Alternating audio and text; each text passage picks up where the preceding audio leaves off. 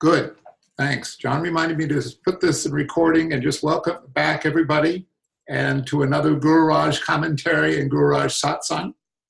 This one on a subject which I threatened to do a couple of times, and I'm finally doing it, Gururaj and sexuality. And it's a topic actually I've been thinking about quite a bit, thinking about sex and sexuality, partly because it's so in the news. And one of the news stories, I think Fox News and my phone now sends me stories that I will click on. So it sends me stories about dinosaurs, it sends me stories about UFOs, but it also sends me stories about all the troubles people have with sexuality and quite specifically with lust. Not just sex, since to me that covers a lot of behavior, including parenting, children, pets, all kinds of things are involved with sexuality in a very broad description, and gender identity and all that stuff. This is specifically sexual desire or lust. That's what Gururaj is dealing with. And there was a news story about poor Ellen DeGeneres, who's, America's sweetheart, and what a nice person, and she's so sweet. And I've seen one or two of her television programs, and now she's apparently said that she was molested when she was a teenage girl by a stepfather. It's just like, oh my God. And then I read stories about it's not just the guys, occasionally school teachers. This is 30-year-old school teachers humiliated and whatever because they start sleeping with their 14 and 15-year-old boy students. And then they have all this stuff about the Boy Scouts, and of course this huge, long stretching things of molesting children is just, oh my God. And then finally, I've mentioned Dr. Ruth Westheimer, and she's somebody from my distant youth. She was popular way back, I think, in the 80s and 90s, and now she's in her 90s. She's like everybody's little Jewish grandma. Hello, she's so sweet and goofy while she talks about dildos and all kinds of things. Well, she's having some TV program, so they've been putting her on now, the internet, a little bit more, because our culture now, it's like, let's talk about everything. And Dr. Ruth's philosophy is, he says, you have to find, have a regular relationship. She's always insistent on that. She says she's very old-fashioned, but at the same time, she's funny because she talks about her vision of sexuality is it's fun, it's healthy, you should do all you can, and she doesn't cover the darker side of it. And the other thing, and I'm setting up a context for sexuality and why I've been thinking about it, is that as you guys all know, I go to Buddhist groups, and I just did a Buddhist retreat that was marvelous, talking about very, what I would call the very high-end yogic approach to meditation. Very severe meditation posture, how to do mind placement, what to do with thoughts, handling the subtle currents, subtle energies that you got, that, the pranu and bindu and those types of things I talked about. But nobody talking about, no sex at all. Buddhism comes out of a monastic tradition, and it's like money is, they talk about a little bit, like, don't get obsessed with it. But sex and relationships and families, they don't tend to talk about at all. And somebody raised their hand in the back of the room, and she brought up something which is the current Buddhist sex scandal. There is a guy named Namipam, who's the head of the Shambhala organization. And it has come out elaborately. Many people have come forward and said that way back in the day when he was basically a teenager, but still the head of this organization and a deeply revered spiritual figure, he was, I don't know all the stories, but apparently people were basically asking these very young women to go sleep with this guy. And a lot of them didn't particularly want to and thought maybe that's part of the thing. So they would do it. And now they're coming out saying that this was, a sense of betrayal and all the stuff that they talk about in the Me Too movement, of being frightened, coerced and all this stuff. And it's a huge scandal. And I think it will probably destroy Shambhala, among other reasons, because they were lying about it. Nobody was discussing it. And he would present himself as Mr. Clean. And now he's married and has a child and all that stuff. So anyway, sexuality is difficult and troubling. And the other last piece that I'll add in for the context for this is Gururaj starts out in his satsang addressing the many Indian and Buddhist and Orient, oh, actually it's Catholic too, the traditions that insist on chastity and sexual abstinence. Did I pronounce that? Abstinence? Yes, abstinence, as essential for high levels of spirituality. And maybe I will talk a little bit about something that he got from Vivekananda's teachings, and I'll talk about it when it comes up in the course of this satsang. So there's I don't know who he asked the question, but this was many, many years ago, and there's a young man. And by the way, Gururaj addresses this largely in terms of a male's response to lust or sexual desire, and has a, well, again, I'll address it in time, but addresses a certain kind of maybe male vision of female lust in sexuality. And well, part of it was his generation, but part of it was the times. In any case, the person here asked the question. The questioner asked, they say they had very strong sexual urges and they cannot fulfill them. So it's not the sexual urges so much, it's that they cannot fulfill them. And it's occurred to me, maybe it's occurred to you guys, that the sexual instinct or the sexual drive is very interesting. We as mammals, as our physical beings, if we don't have food for a couple of weeks, we're in real bad shape. If we don't have water for a couple of days, we'll die. If we don't have shelter to keep us warm, that we can hide out from the elements, we'll die of exposure. So these are physical needs for, territory and a dwelling place and for food and for water. And you could even argue that the instinct that we have to belong in a social group, with a hierarchical social group or a family group structure, that's also absolutely essential for our survival. If we don't take care of those deep instinctual drives, we die. Well, if you never have sex, you don't die. That's the one real drive. I remember reading this, that won't kill you. If you don't get any sex, it won't kill you. So, and it's very interesting. It may not lead to any children, but you yourself won't die. So, interesting. So the questioner asked, I have very strong sexual urges and I cannot fulfill them. What should I do? And this is Gururaj's response. It surprised me, to tell you the truth. It surprised me, his response.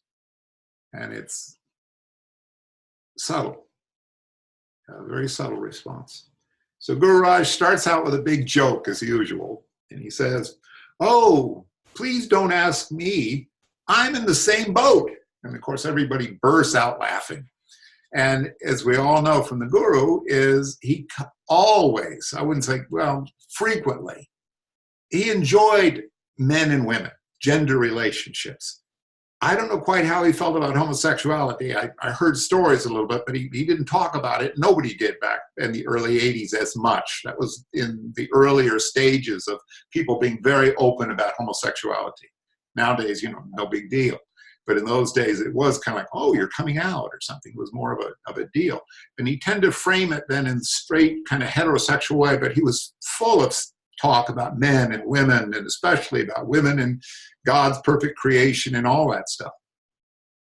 So Gururaj says, so he did talk about sex. Unlike the Buddhists and unlike a lot of the Hindus, sex was, no big thing for Gururaj. Gururaj goes on.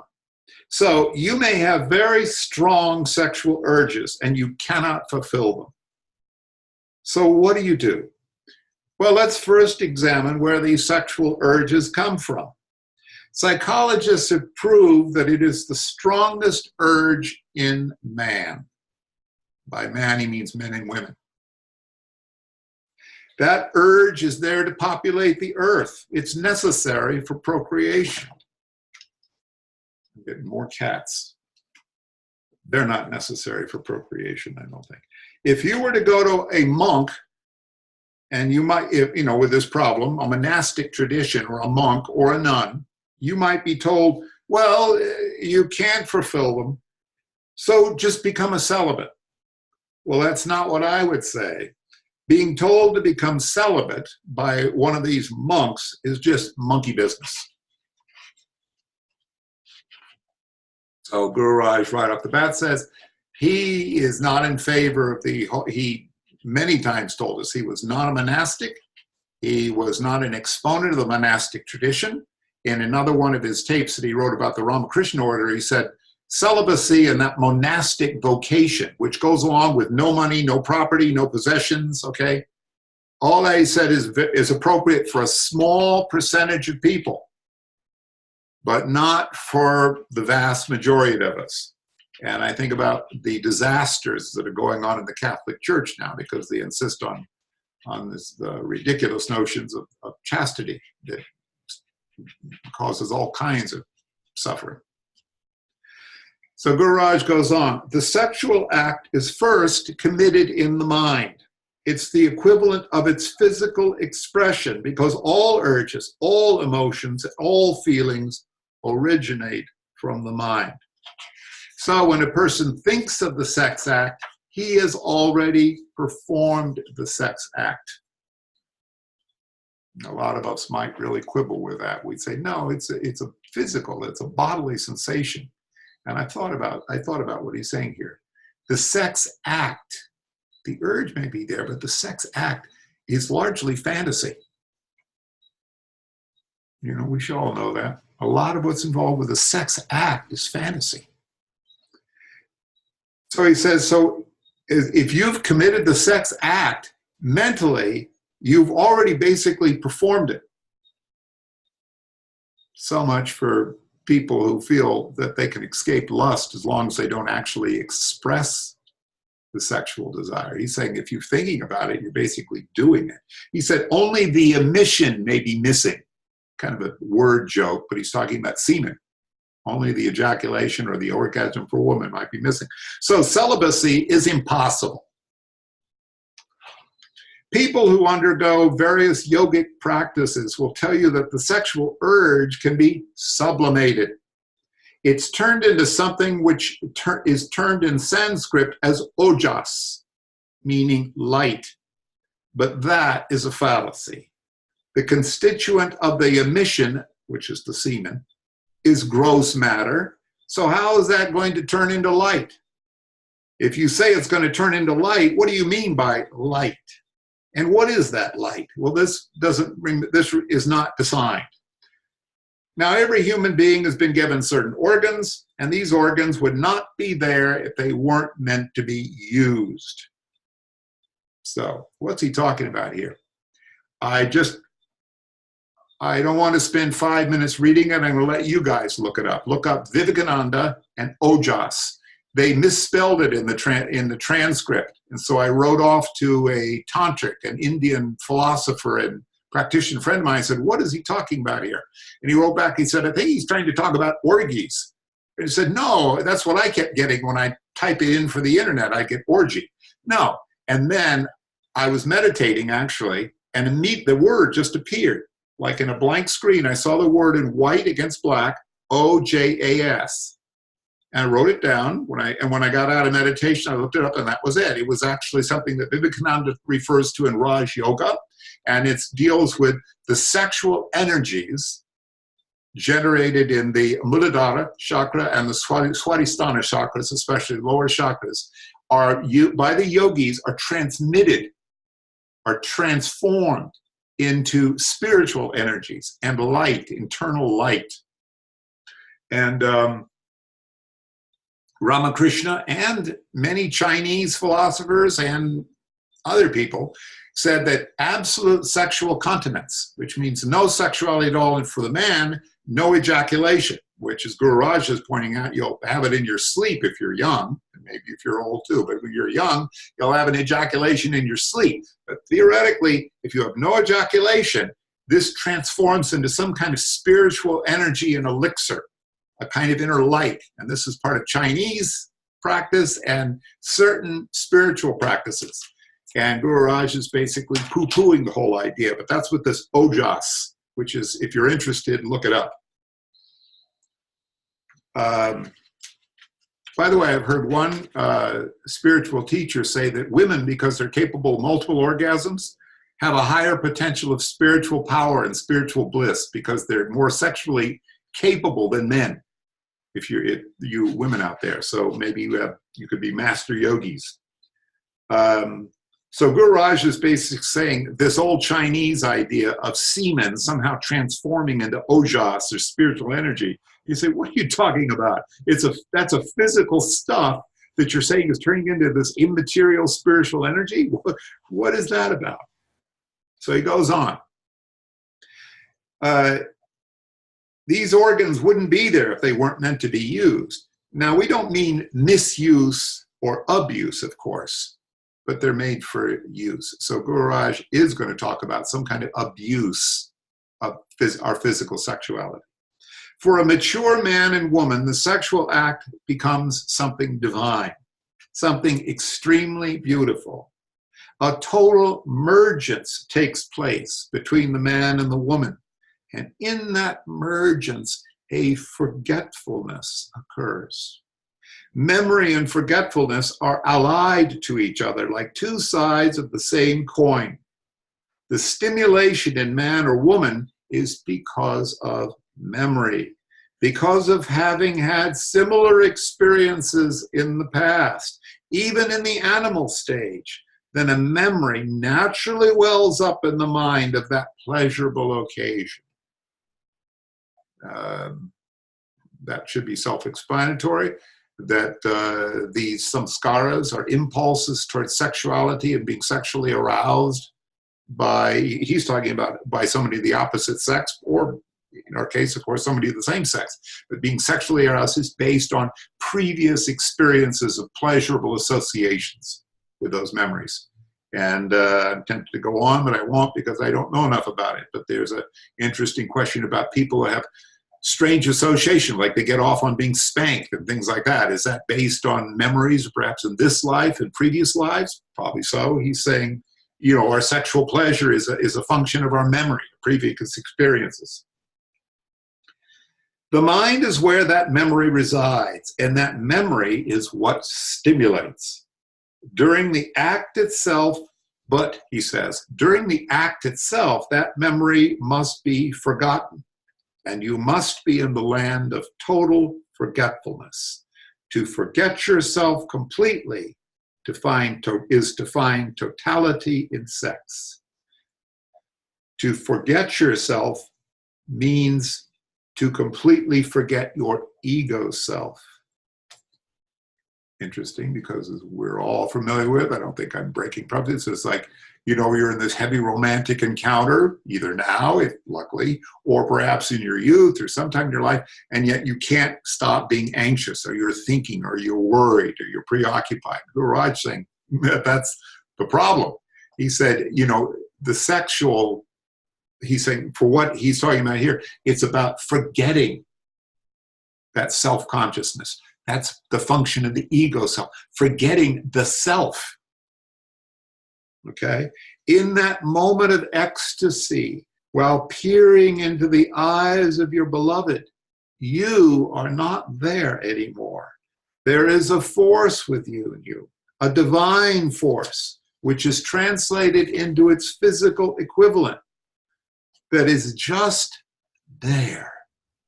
And you are only conscious of that spiritual force. So you disappear. Your ego self disappears. And a man functions basically 90% of this ego self. His mind just goes from one thing to another. So that's it in a nutshell. It's very interesting. He's talking about total self-forgetfulness is the spiritual aspect of the sexual act. Total forgetfulness. I'll mention that in the Tibetan tradition that I studied extensively, they said there are 4 times when we have a complete experience of the clear light nature of mind, which is their fancy way of talking about egolessness. We're just there. We are, in effect, God at that point. They're saying it's at birth, the experience of being coming into this world. It's the experience of leaving it at the moment of death. They said it's when you have a really strong sneeze. That's the truth. That's what they say. Really strong. I chill. For a moment, your ego is gone and you're just being. And then they say it's the moment of orgasm. A moment of, and they say that's one reason why the human being is so strongly drawn towards these powerful sexual experiences. Okay, it's, you know, if they can get them powerfully, because they have that moment of self-forgetfulness where they become divine. And that's what Gururaj is talking about here, and that is it in a nutshell, what he's going to be talking about. There are some theologies that regard the sexual act to be very sacred, and it is sacred. It's only the abuse of it that makes it not as it should be. Now, this is interesting. This is Gururaj saying what is improper use of sexuality. The sexual act should not be stimulated by lust. That's what I thought was interesting, because we know back in the days with the Guru seemed to be teaching, and I'm slowly, my light is fading away. Let's see if this is better. Oh, that's too much. Remember back in the day, the Guru seemed like, you know, it's like, you know, lose your inhibitions, be wild and free and carry on and this, that, and the other. And this, what a lot of us thought that's what the Guru was talking about. He's not, actually. And in here, it's surprising to hear him saying that, again, where is it? The sexual act should not be stimulated by lust. Very kind of traditional spiritual teachings in some ways. So let's hear what he says. He says, lust comes naturally from the memory of a previous pleasurable experience, but this can be used as a starting point. And that's where this sublimation comes in. He's not talking about repression. He's talking about sublimation, or what I'll use the word is transformation of that sexual desire, that sexual lust, the transformation. This doesn't mean some yogic practice of trying to turn it into light, but instead it turns that first glimmerings of sexual stimulation or lust into love. And to allow this love to express itself, that is divinity. When a man can really merge into his beloved, and that beloved can merge into her lover, then you are actually merging into God. If you can forget your ego self, you are not performing the sex act at all. Now that's interesting. What does he mean that if you forget your ego self, you're not performing the sex act? It's because you're not there. Something else is God's performing the sex act. God's having sex with itself. What this is interesting to me is in early adolescence, a lot of us, you know, you'll find in art, like Romeo and Juliet, you'll have like, Disney characters, you know, romantic love, the two lovers whirling together and staring into each other's eyes. And yes, there's a kind of self-forgetfulness in that idealized, youthful, ecstatic kind of love. It's what actually Krishna and Radha is. It's Krishna and Radha. It's not about lust. It's about this ecstatic loss of self in love. Krishna, to use the analogy of Krishna and Radha, often Krishna would wear Radha's clothes and Radha would wear Krishna's clothes. There was a sense of complete exchange, emergence into each other. And I think that's at the heart of the much despised but still idealized romantic love of youth. If you can forget your ego self, you're not even performing the sex act at all. It is he that is doing it. It is God with his counterpart, with his manifestation. The manifester and the manifestation have become one. The heat of the fire has become one with the heat. The fragrance of the flower has become one with the flower. So you are doing nothing. If that could really be understood, then you will understand why the manifester very naturally and spontaneously had to manifest this entire existence. That's really deep. The metaphor here is to understand the absolute beingness, existence is Brahman. The absolute, the relative, the world. Okay, this world of experiences. It's a little like the divine observer, the things being observed, the lover and the thing being loved. The one partner in the sexual act, the other partner, they're conjoined. In Tibetan art, there's a very wonderful symbol called the yabyong, and I don't have one in front of me right now, but they'll have a image of what represents the transcendental absolute, the beingness of the universe, sitting in yoga, and the consort will be the relative reality, but it's depicted sexually, and there is a female aspect of the divine in coitus, I mean sitting on his erection. They're mating as she's sitting on him in a yogic posture. And these yabyongs are the kind of thing the Tibetans look at, and it's like they're just sort of never discussed in detail too much. But that's what Gururaj is talking about, a divine union, an ecstasy in divine union. When one is the state of total forgetfulness and the spontaneous action of the manifester takes place, that is the sacred sexual union. But when we study the lower forms of love, what do we find? What is it that a man and a woman are really trying to do? They're just trying to come as close to each other as possible. And that is what is subconsciously felt in the deeper recesses of the mind. That is the real desire that is there. It's not just a pent-up physical feeling and release. Thank you, Gururaj. There's some people who talk about sex as some like a snail or a squid or some automatic exchange of semen or anything. It's not like that. He's talking about there's this deeper love is trying to find a way to express itself through us. We're not physical like beasts. But Gururaj is talking the animalistic impulse. Animals, by the way, have quite elaborate sex lives. We don't doubt it. You know, look at all these wonderful YouTube videos of animals being very affectionate, loving, and all that. I mean, animals perfectly capable, as far as I consider, perfectly capable of this. People who do not really love, and yet they still want to merge, they'll feel exhausted after the sexual act. There are many divorce cases where they talk of sexual incompatibility. The wife is sitting up in bed and the husband just turns around and just goes to sleep after the sex act. What is that? It's just animalism, where the animal instinct has been fulfilled. It's not even relaxation. The sexual act is always relaxing, and in giving you a lift, you feel alive and awake.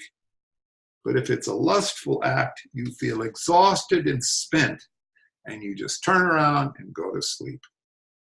By the way, I told you I was listening to Dr. Ruth Westheimer, so one of the pieces of advice she gave to some, can't remember if it was a young man or a young woman, saying after the sex act, the cuddling, she was encouraging, just the cuddling was remaining close to one another. She said that very important, because that is what arouses the woman. You know, it puts the woman in the mood. You know, so the next time you get around, you know, she says, so you guys don't just go to sleep. And Gururaj is saying very interesting. He said, if it's an act of love, it's energizing.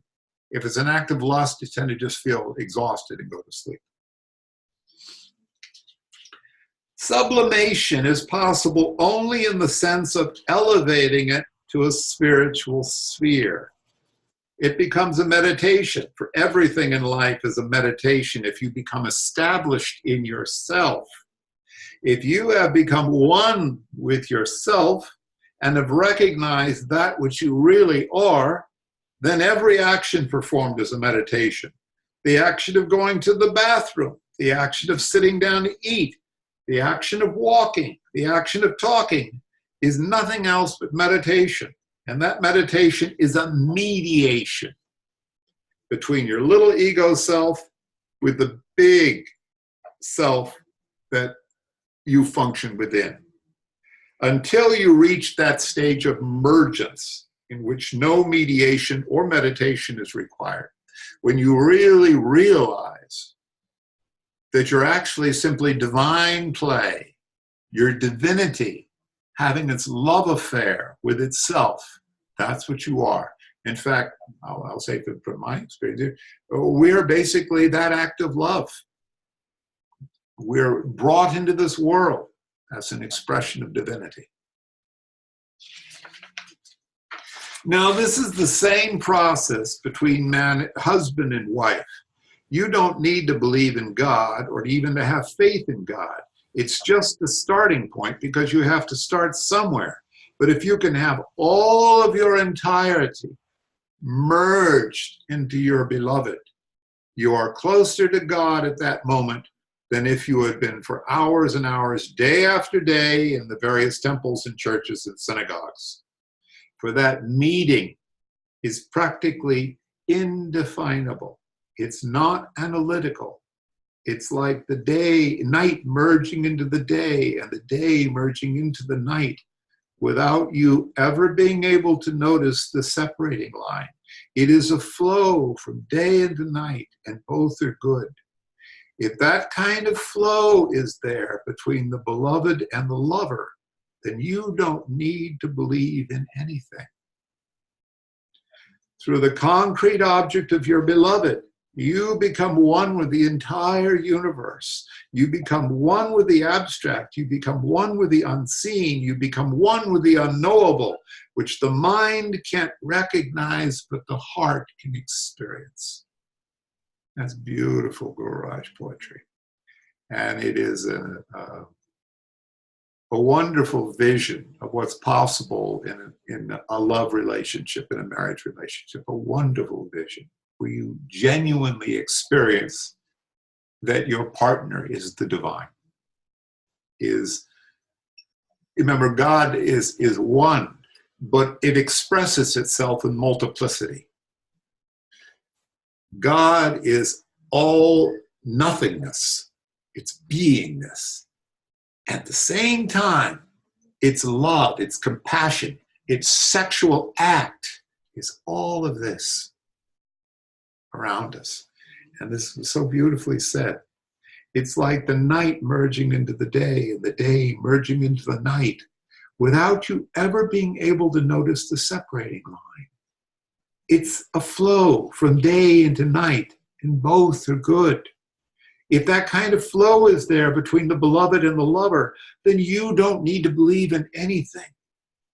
Through the concrete object of your beloved, you become one with the entire universe. You become one with the abstract. You become one with the unseen. You become one with the unknowable, which the mind cannot cognize, but the heart can experience. Beautiful. God, you read online, you talk to people working with a relationship, or when they talk about the sexual partners you need to share with each other, what turns you on, and game play, dress up. And it's like, it's so mechanical and so mechanical. And what Gururaj is talking about is so sublime.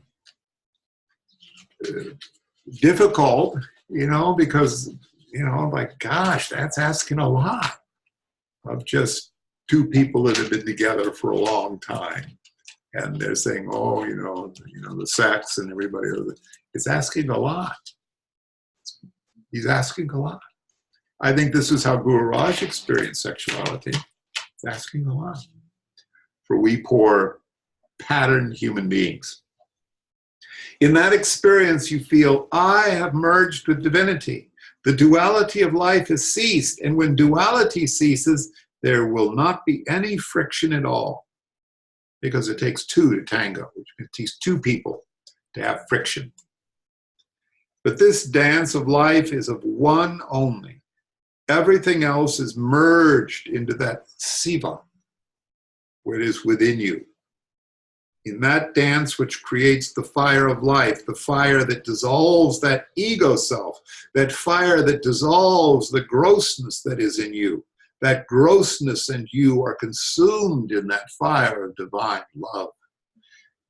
Boy, beautifully stated.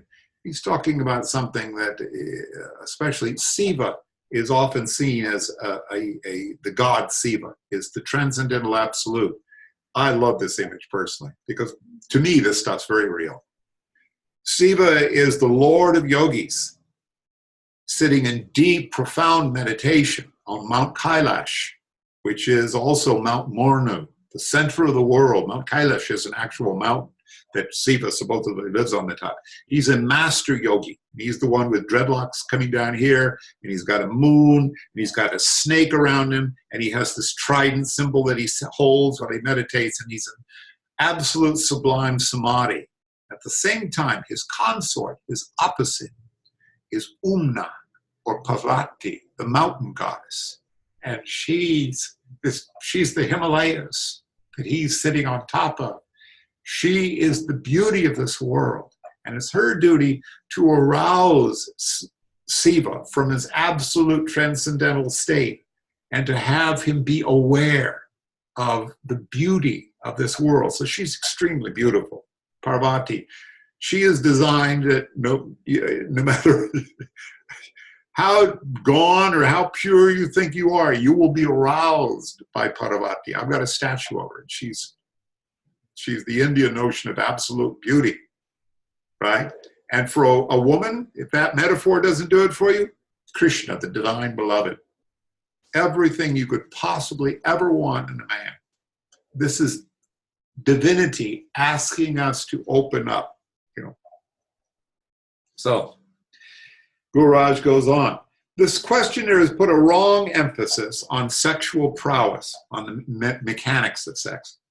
If I should meet this person and peer into his mind with a few questions, it's obvious that I'm going to find a person who's not really inadequate, that he just suffers from repression and inhibitions. Now, if you use the process of psychoanalysis, you will find various causes of these things, but it meaning, your memories and repressions and all that stuff. But in our method, you don't bother to find the causes of things. Instead, you create the circumstances around you and within you to cause an integrated state where all these inhibitions and repressions disappear. Remember that. That's what our spiritual practices are about. Create the circumstances around you and within you to cause an integrated state, mind, body, and spirit. Integrated state where all these inhibitions and repressions disappear. No man can ever be impotent, even though he be 80 years old. And today, God knows, I saw a little bit about elderly people's sex. So an 80-year-old woman talking about she has 3 or 4 orgasms a week, she's just, I think she's by herself, but she's carrying on. And so, no man, but also no woman. No man can ever be impotent, even though he might be 80 years old. A person is forever a sexual being with a sexual urge from infancy. If you study a child carefully, you'll find the beginnings of sexuality even in that child. The child experiences sexuality. It experiences a certain pleasure orally when it suckles at its mother's breast. And it experiences sexual pleasure anally when he passes or when he makes a motion, when he poops, in other words. Okay? Old kind of Freudian idea, but I think it's true. This has certain sexual connotations, and that's what I meant earlier when I said sexuality to me is a very broad thing. When you pet we have these damn cats around us because they're sensual beings. They're crazy. They're personalities. They're so beautiful and they're crazy and they're sweet and they're lovable and you want to pet them and stroke them and you hug them and all that. Come on. That's a pleasurable relationship. It's a sexual relationship you're having with your cat. I hope, if it goes further than that, good for you, but maybe not so good for the cat. All right, this has certain sexual connotations, and the various branches of medicine have proven that. And when he grows out of this, his conscious mind starts unfolding, developing. All these impressions come to the fore, and he starts thinking. With his thinking, and he reaches a certain age level, 8 or 9 or 10 or 11, he begins to indulge in masturbation and in similar things. It's been proven that 80% of all young men and women have gone through a phase of masturbation, and some of us will still be involved with masturbation. Where does this come from? The child may not know about sex, but a primal urge is there. The primal urge goes back to previous lives. And if it's at a primitive level of being a human being, it might go back still further back to the time when you were in the animal kingdom. It's an ongoing process that will forever be there. Sexuality, the reason I've been thinking about sex recently is that I still feel sexual desire. It's like that I'm in this aging body. And I think a lot of us, it's like, my God, we're falling apart physically. You know, we aren't nearly as strong as we used to be. And, you know, I get tired now very easily, or comparatively easily, what I was 5 or 10 years ago. But you still have, it's like, will this never stop? You know, the sexual drive or sexual urge. Sexuality will always be there in human beings and in everything else, in plants and animals and flowers. It's always there. The flowers get impregnated with pollen, for example. It's an instinct that in man that should be used, but not in that sense of the word sublimated.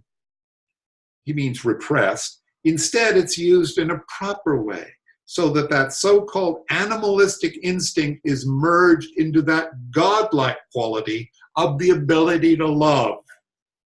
Then true fulfillment is found. That's beautiful, and I wish the culture would talk about that more. Everybody's always, they make fun of this romantic notion that, you know, you should be in love with someone, you know, to have sex, or sex is, you know, it's about love making. And when actually they always encourage it, it should be about animalistic release of passions. Gururaj saying, no, it should be. It's about making love, not having sex. Okay. Now, if a person is unable to perform, it's because he or she has implanted certain thoughts in her mind. And this means dealing mostly with your ego self. As soon as you can let go of the ego self and let your real self work, then there won't be any inhibitions at all. Now, many men fail to perform in bed, even with someone they love very much, because they can't get rid of their thoughts. I could say the same thing, of course, about women. Okay, they can't perform. They want to be able to enjoy the sex, but they can't. You know, they often blame their partners, but, you know, they're not enjoying the sex. And the men often can be going through the motions, but they're not really enjoying sex that much. You know, the body, you can make yourself ejaculate just by messing with yourself. You know, but you're not really making love or even coming close to it. So he's saying it's because you can't get rid of your thoughts. No man has any right to be very close to his beloved with all kinds of thoughts in his mind about his shop or his business or his factory, his office. When he's close to his wife, his entirety must be merged in his beloved. Everything else should be forgotten. This applies to women too. Everything else should be forgotten. These conditions can be created. They can't be created by sublimation, because that's a fallacy. Okay, that's introducing a certain factor which is not in you, and so therefore it becomes fallacious. When a man goes to bed with his beloved, there's only one thing existing there. It is his beloved. How many men have really looked into the faces of their wives? And how many women have really looked into the faces of their husbands? Very few. They look into the eyes of the wives and they say, oh, it's beautifully shaped. It's a lovely shade of blue or gray or brown or whatever it is. And they look at the cute nose or the cheeks or the lips, everything that just produces sensuality, sexual attraction. They might like certain things about their beloved more than others, and so they focus on that. But to really look at your beloved is not to look at his face or her body, where I say his face or his body, but to look through her or him and into her or him. There's a difference. I'm speaking about the difference between looking and seeing. People don't look, they just see. Seeing comes from mental conditioning, in which you see things according to the condition of your mind. If your mind is patterned in a certain way, you will see things in a certain way. Something might be very beautiful, but it might seem grotesque to you because of past experiences. So, it means it's obvious, isn't it? You're projecting your notion of beauty or what you require or what will make you happy or your beliefs or this one, he's handsome or she's pretty or she's ugly and he's not. You're projecting all those things from a mental level. And he's saying that's not what we're talking about. That's not going to produce lovemaking. But to look is to look innocently without any preconceived idea. When you look at your beloved, you look into her by using the eyes, just as organs to first see the outer face. But when you know the art of looking, another factor starts up in you. Another factor is activated in which you stop looking with the eyes and you start looking with the inner eye at that inner self of that person. That's why I put so much emphasis on the practice of tratak, where you learn to look. It brings about that innocence so that you have no expectations. I'll share personally for me, when I'm in kind of an exalted state, which luckily is happening more and more frequently, meaning I'm in a spiritual group or a retreat or something, and I feel spiritually kind of high. I kind of really into it. I just want to hug and kiss everybody. I don't do it because it upsets people, but there doesn't feel to be the normal inhibitions about physicality or the anxieties about the other, that normally happen in normal consciousness. And Gururaj was certainly like that, I think, much or most of the time. In the sense that, for him, it was about God experiencing God. It wasn't about, oh, I think I like that person. That person's kind of attractive, but that person feels kind of scary. Or that one's ugly looking. Yeah, that's not going on. When you dive deep down into your beloved, what do you find? You find divinity, for everyone is divine. I tell my beloved that, well, God forbid, even if she should be shriveled or burned or become gnarled or ugly, I'll love her just as much. Because what is it that I really love?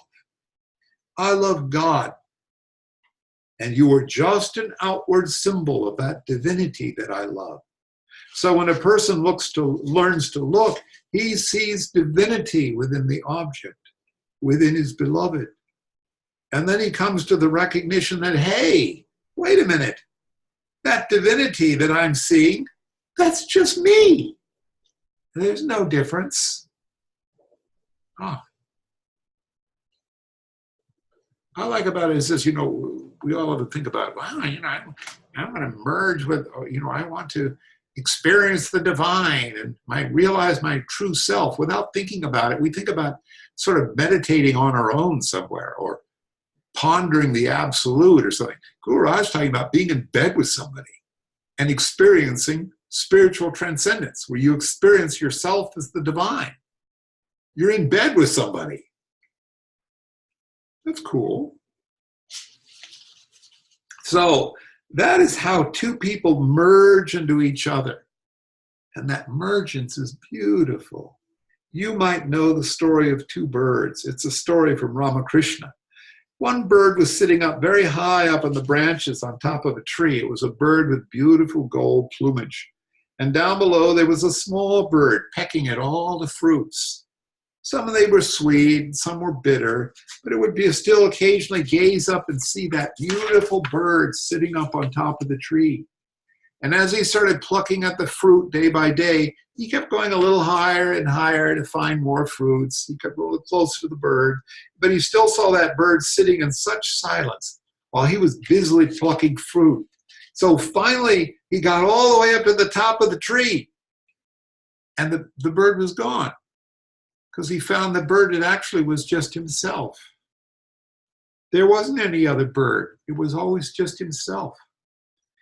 While he was down there plucking at the fruits, he was acting entirely from his ego level, finding sweet fruits and bitter fruits. But when he reached higher and higher and higher to that golden bird, then the smaller bird, the ego bird, merged into the golden bird. Oh, Gururaj, if I spend so much time with my spiritual teacher, and if I do all my practices, I'll get closer and maybe more like Gururaj. Oh, Gururaj, I want to be more like you. I don't want to be like my stupid self. And one day you finally realize, wait a minute, wait. If I stop thinking about all that stuff, actually I am Gururaj. I am. Where is Gururaj? It was in me. Gururaj is not out there. He's in your thoughts and your feelings and your devotions. He's in your emotions. He's in your love.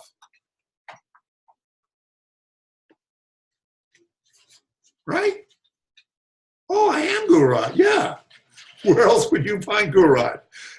You're everything. So everything, you are your experience. That's all you are. You are your experience. There isn't somebody having an experience. There's just experience. Who's having the experience? God is having the experience. Gururaj is having the experience. Or in this case, you're calling Gururaj and God synonymous, but the divine is having the experience. You're the divine having the experience. By reaching within to that real divine self that we are. Well, I'll read the whole thing. So the process is to lead ourselves from that little self to the higher self, which is you.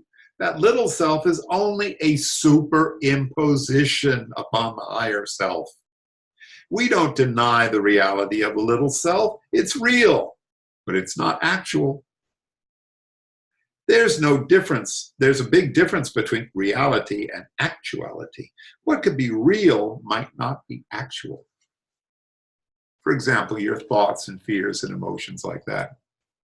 They're real for you, but they aren't actual. They're just thoughts that come and go. You may feel them very intently. That's the reality of it. But in actuality, there's nothing. It's just stuff. It's mental energies. That's what we're learning, right? As spiritual aspirants. It's like with the magicians on a show of magic on the stage. Things seem so real, and yet they're just tricks. An elephant disappears or a car disappears on the stage, and the magician manifests this and the other things, but they're just tricks. They're just created illusions. The mind creates illusions. It creates illusions, but those illusions can be regarded as real in the relative sphere. For example, yes, you've just made up the mortgage. Yes, you've just made up, in a certain sense, your spouse, but it doesn't mean you can ignore the mortgage or just say anything you want to your spouse. On the relative real level, this is the dream which you are. And that includes the other thing. The mortgage is in your dream.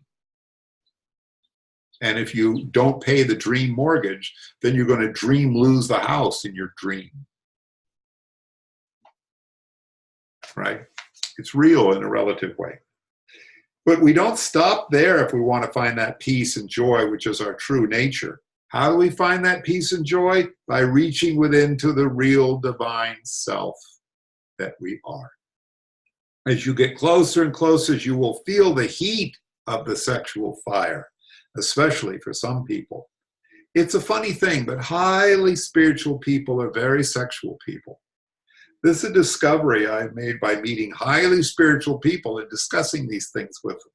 They don't inhibit themselves, but if they want to, they can steep themselves in activity and burn up these energies. That's one way. But the highly spiritual man who is very sexual never thinks of sexuality. I hope he means lust at this point. Never thinks of sexuality. There lies the beauty. Many of those who want to practice celibacy force themselves into it, causing themselves harm.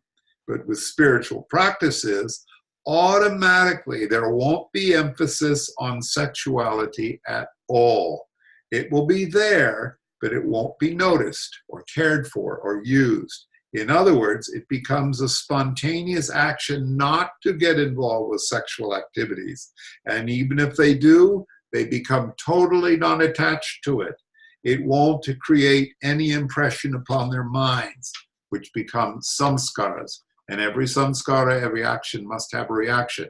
But the spiritual giant, the spiritual master, enjoys the moment, the action for that moment, without creating any samskaras, because the seeds of karmas have been burnt, and a burnt seed can never sprout.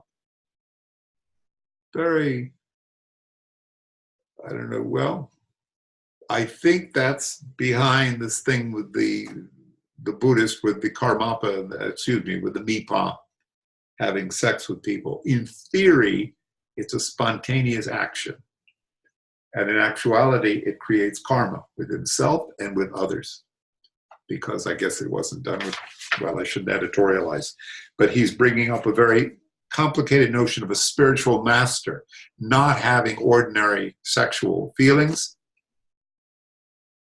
It becomes a spontaneous action not to indulge in sexual activities. Even if they do, they're totally non-attached to it. Okay, he's talking again, it's not about repression of the sexual instinct.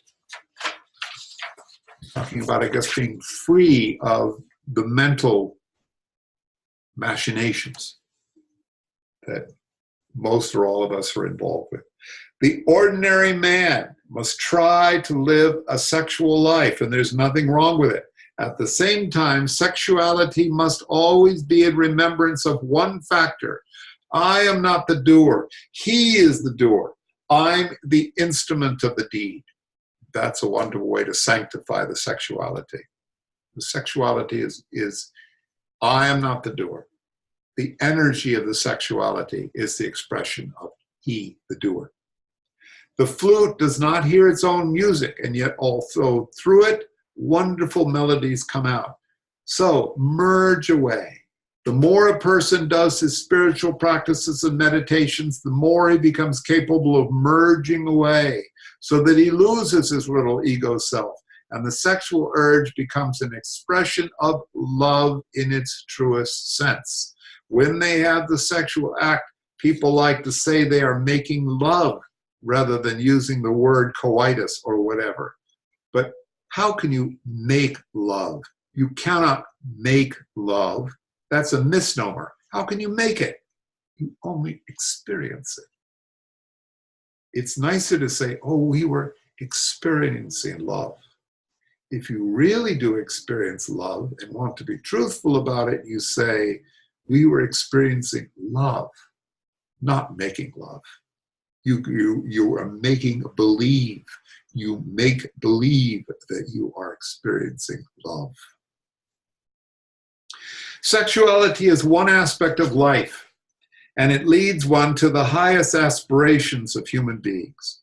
What is this highest aspiration? The highest aspiration is only one thing: to find yourself. And the sex act can be a means of finding yourself. This falls into the realms of Tantra.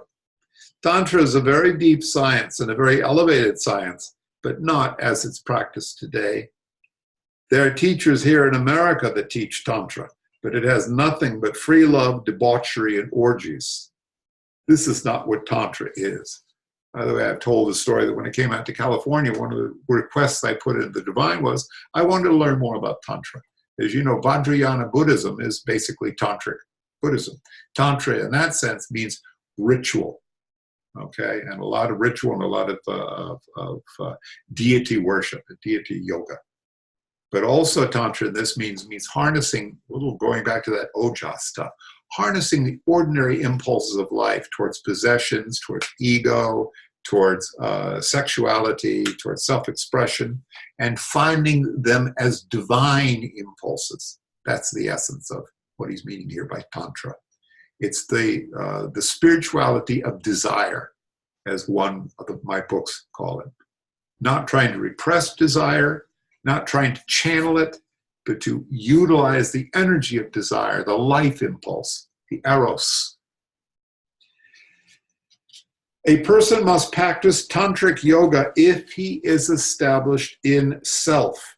If he has really known his true self and if all of his senses are under control. In the ordinary sex act, you are given away to your senses. In other words, your senses are ruling you. You are not in control of your senses because the ego self is functioning. However, if you know the art of merging away, then Tantra Yoga can lead you to the union between man and God. Union, yoga means union. You realize that I am man and yet I am God. I am God and I function in the relative existence as man. There's no difference. I'll repeat that. You realize that I am man and yet I am God. I am God functioning in a relative existence as man. There's no difference. A little note on this kinky aspect of the tantric sex.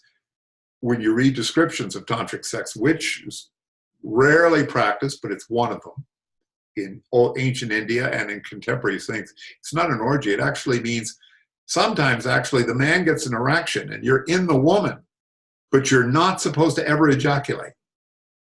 If you've done it, you're indulging in the senses and you lose whatever power. It's actually a form of like transmuting that thing. The same thing for the woman. She's not supposed to. And in fact, in this tantric sex yoga that I read about, that's where they say the woman has much more power than the man because she's capable, more orgasmic or a greater physical, more complete physical response than the man, ideally. So there's actual no orgasms involved. It's that energy that would have gone into the orgasm is turned into this spiritual energy, which Gururaj starts out kind of making fun of, that ojas. But it's turned into spiritual energy. And in true tantric sexuality, you experience yourself as Siva and Shakti. And I'm going to go back for the poor me palm for Charlotte, if you're still there.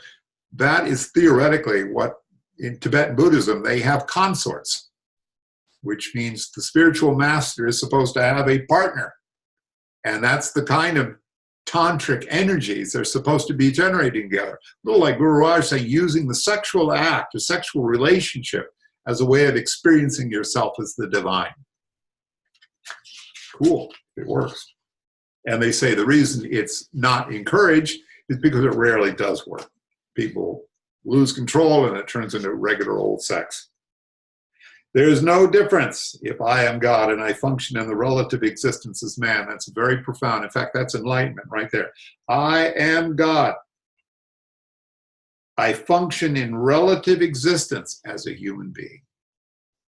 Brahmasmi. I am Brahman. Or Shiva Om.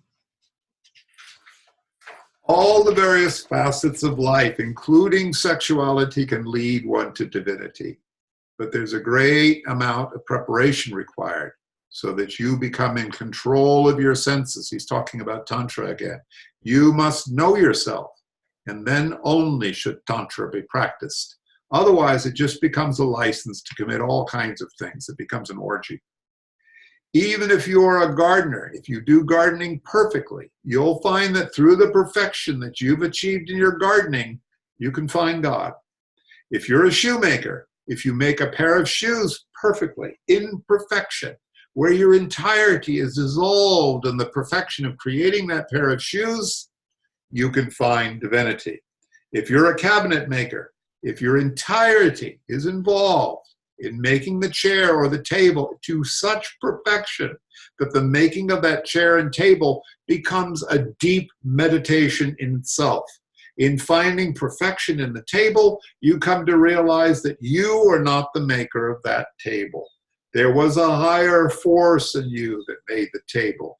You, as a human being, are not perfect because of all those conditionings you have, those judgments you're thinking.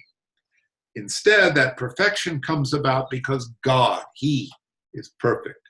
By He means Siva. That's why it's called He, Siva. and his perfection has poured itself into the perfect table. Siva has manifested as this world of experience. If you could really experience that energy working through you is actually God's energy.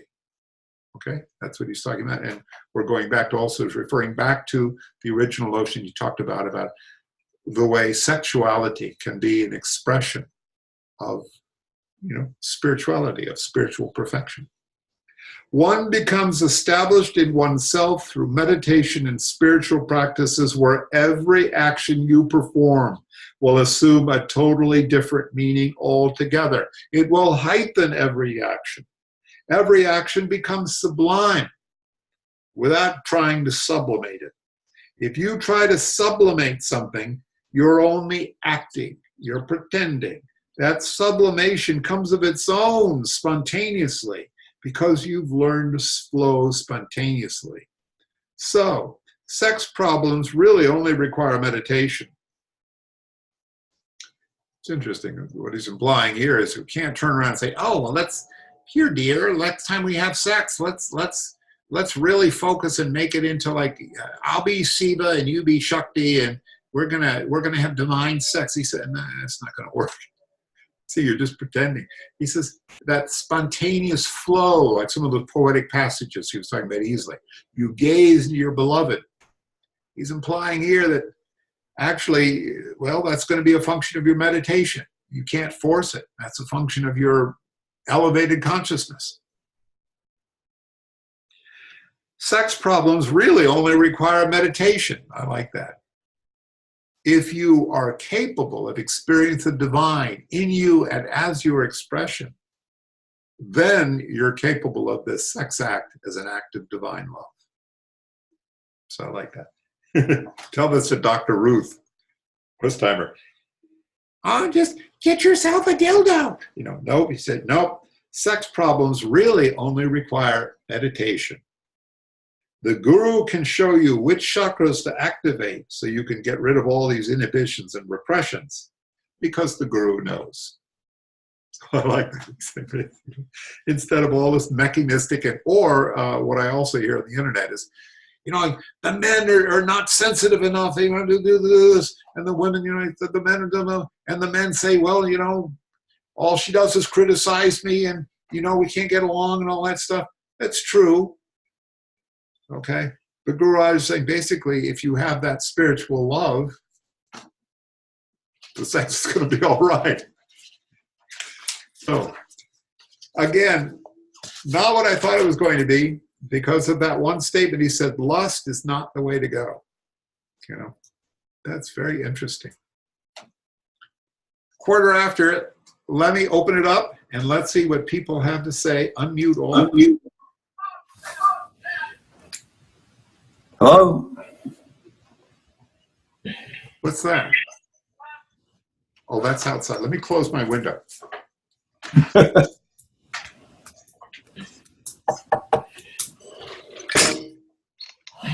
wonder if my neighbors were listening to that entire discourse. Well, let's hope not. What is he talking about sex? And he said, what? But when I moved out here, I started to tell you when I looked up yoga. By the way, I found the perfect Tantra teachers. I found a certain, I'm with a great guy now. I'm studying Kashmiri Shaivite philosophy. But you try Googling tantric yoga or tantra around in San Diego. it's like whoa, he's tattooed 40-year-old like, oh, come into my parlor. Yes, here's the oils, and the marijuana, and oh, thank you. So I have a question, if I might ask. There's it's at the bottom of the first paragraph on page 3. And it's the last sentence where he basically says, if that could really be understood, then you will understand why the manifestor very naturally and spontaneously had to manifest this entire existence. And I just couldn't quite wrap my head around the connection there. So, I thought I was following along until I got to that line. And this was when I was reading it before. So, anyway, I just was curious about your take on that. There was a Facebook exchange, and I was having with Staniswar Tamasini, is the name of my friend who is the college professor, studies Jainism and Tantra. And I do pujas every Saturday at his house, and great meditations. And I really play out my love of the Trika, which is the triple goddess, Parvati, Kali, and Lakshmi, And what do those three aspects of the goddess represent? Kali is emptiness. Everything is impermanence. Everything is constantly shifting. There's nothing really here because everything's constantly in change and transformation. Okay? Lakshmi is the extravagance of how much stuff is here. There's just unbelievable abundance. But Parvati is desire. The beauty of desire. And he wrote a whole bunch of junk in one of his passages, and I just wrote down, Mother is desire. And he loved it. So spontaneously, naturally, and spontaneously had to manifest this entire existence. Don't you ever think it's weird and wonderful that the impulse to get it on even is there? It's like, I don't want to get too graphic. Gururaj once said something I love. He says, look at the protuberances. He was talking about, beauty of women. He says, look at the protuberances. It's like we look at each other, and instead of just, God help the people that look at each other and think of purely sex or purely making money, or I don't like that person, or that looks like a Republican. These things. It's the weird thing that we're so attracted to one another. The manifester very naturally and spontaneously produces this whole world of experiences. For myself, I begin to understand that when I realize that if I see a beautiful woman, I can't not look. I'm going to look. And it's like I get utterly transfixed. When I see a beautiful young thing, I'm just absolutely thrilled. I can't think of a more thrilling thing than a beautiful young dakini or a beautiful young woman just manifesting this radiance. Her power is like, it's just like overwhelming. I was at a meeting of a bunch, and I'm sorry to go on this much, John. I was at a whole bunch of Indian folks last night. It was a Gita meeting with my friend reading from the Gita. And there was the spouse of the guy. He's a very good-looking guy. He makes a great thing. And his spouse is a very nice woman. And we were chatting about her children who are going off. Charlotte, this is the woman's daughter is going to meet with you up in Berkeley. And she was the most beautiful Rani. She was like a queen. She was just so lovely as a person. And she was lovely as a woman, just a lovely, lovely woman. And I thought, this impulse is God spreading that energy of manifestation through this world. It happens automatically. We don't look at each other like we're rocks. We're so filled with love. Like, look at flowers. You're so filled with like, wow. And I think on some level, the flowers are just being as beautiful as they can be. Look at me. Look at me. We have co-evolved so that we notice how beautiful flowers are. And flowers are just radiantly beautiful. Like these young women, like sex. That's what I think is closer to the essence of sex. And I think if that could really, here he is. The fragrance of the flower has become one with the flower. It's beauty, it's radiance. It's inseparable to the flower. You can't say the flower is, has beauty. The flower is beautiful. You're doing nothing. It just happens. We're just turned on. It just happens. And I think, thank God. What would be the difference between us and the robots, between the computers, the artificial intelligence? We feel desire. We're God's expression of desire. God is expressing its love of the world through us. We're the love of God's love for the world. That's what I think this is about. You'll understand why the manifester very naturally manifests this entire existence out of desire and love. That's what I meant, that mother is desire. Parvati is God's love for the world. Does that make sense, or is that too weird? No, now it makes sense. I was just in a place where I was reading the stuff above it. This outrageous statue of Parvati in the bedroom. She's way, way over the top. She's the most splendid expression of sexual beauty you can imagine. She's just like, wow. And she's utterly serene and confident and divine.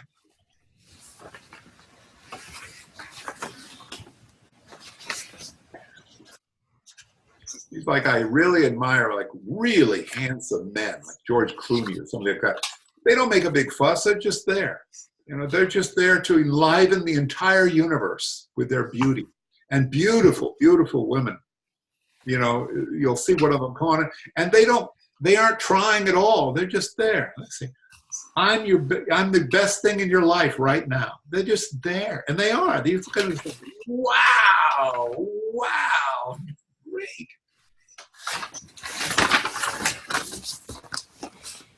So I have another question, Jeff, and it's the part where he says you're making believe. You make believe that you are experiencing love. Yeah, I'm troubled. What page is that? That is page 8, right at the end of the first full paragraph that starts out, but the ordinary. So it's right at the end of that paragraph. It says you make believe that you're experiencing love. We were experiencing love, not making love. You're making believe. You make believe that you're experiencing. I got troubled by that too, because on one hand, it sounds like he's saying you're not really experiencing love. You're just making believe that you experience love. And then I thought again that because you already are love, right? So you're thinking, if you start thinking about it, not there. That's right. That's why I got troubled by that sentence. I'm with you. I got troubled because it sounds like he's saying you're just thinking about it. You're just pretending. But I'm not sure. First of all, these are verbal transcripts. But my sense, he says,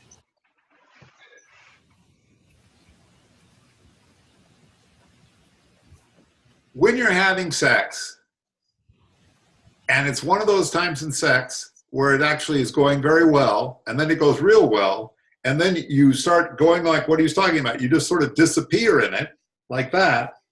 Okay, you can feel this sort of like you're, like gone with the wind. It's like, it's like this transcendent experience. It's like, oh my God, and it's like suddenly you're 17 or 18 or 20 again.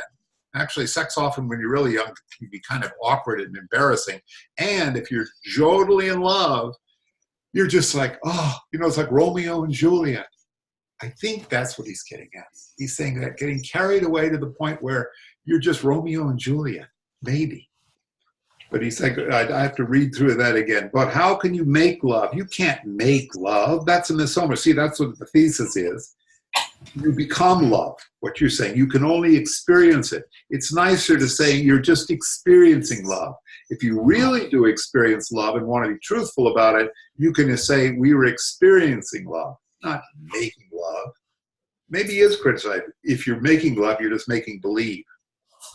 You want to make believe that you're experiencing love. Maybe that is what he's talking about, is that thing like, let's have a transcendent experience, dear. You'll dress up as the horse, and I'll be some stupid thing. I'm just making that up. But I'm not.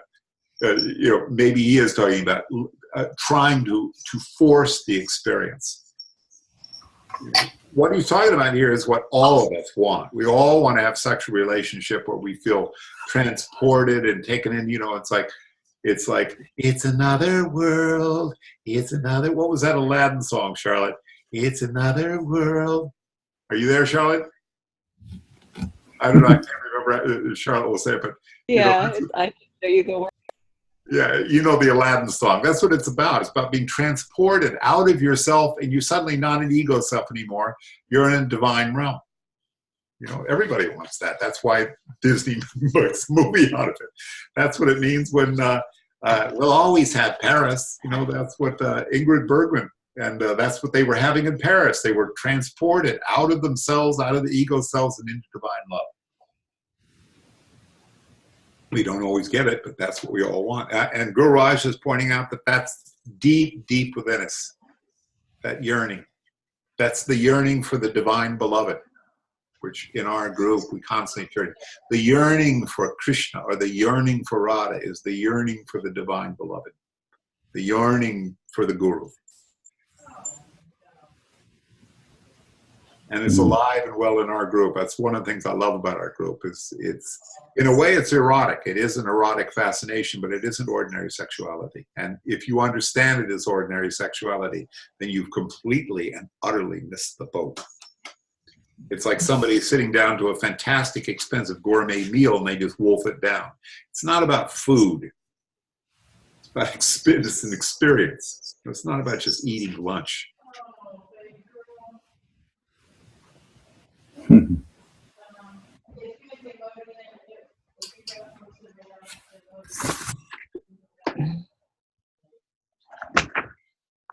Anything else about sex and spirituality?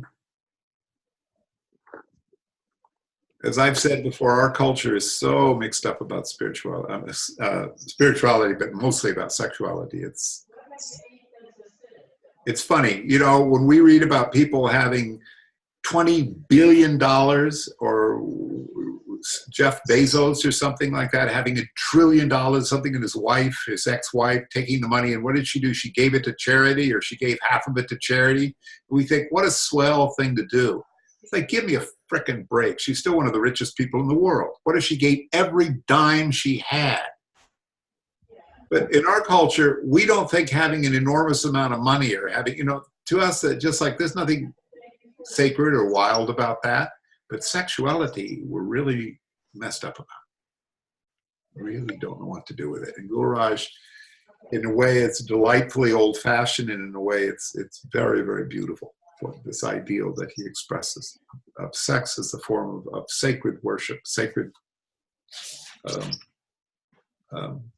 spirituality, sacred sexuality.